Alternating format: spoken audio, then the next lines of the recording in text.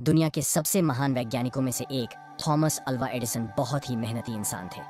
Thomas Edison का जन्म 11 फरवरी 1847 को हुआ था और मृत्यु 18 अक्टूबर 1931 को हुई थी।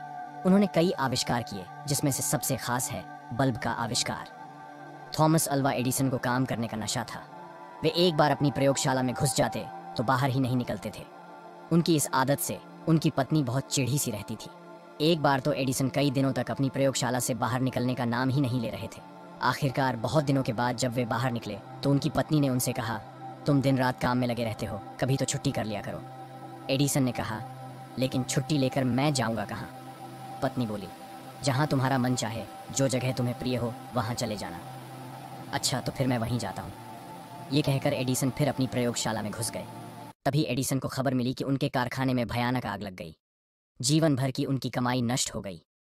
दुर्घटना के बारे में सुनकर उनका बेटा चार्ल्स दौड़ा हुआ वहां पहुंचा। उसने देखा कि उसके पिता एक कोने में खड़े हैं। जाड़े की ठंडी हवा से उनके बाल लहरा रहे हैं। अपने पिता के लिए बेटे का दिल बिलख रहा था। चार्ल्स को देखते ही एडिसन ने जोर से कहा, तुम्हारी माँ कहाँ है?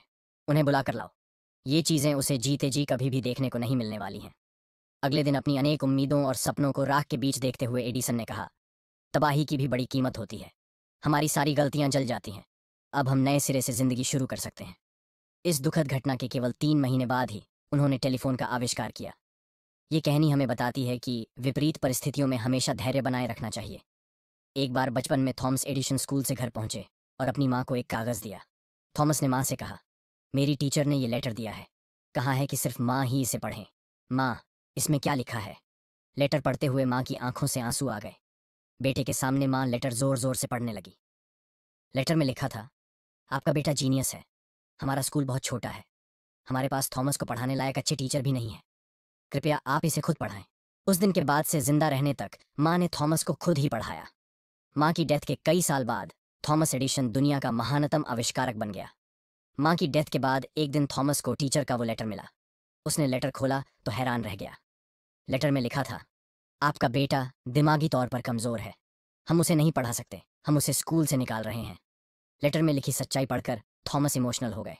फिर उसने अपनी डायरी में लिखा, थॉमस ए एडिसन, जो दिमागी तौर पर कमजोर बच्चा था, उसकी माँ ने उसे इस सेंचुरी का सबसे जीनियस इंसान बना दिया।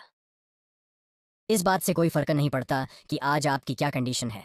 अगर आज आप कमजोर भी हैं तो रेगुलर प्रैक्टिस से आप वहां पहुंच सकते हैं जिस मुकाम को पाने के सपने आपके पूरे खानदान में किसी ने नहीं देखे होंगे। बस आपको करना है निरंतर प्रयास और लगातार मेहनत, जो आपकी पूरी लाइफ को चेंज कर देगी।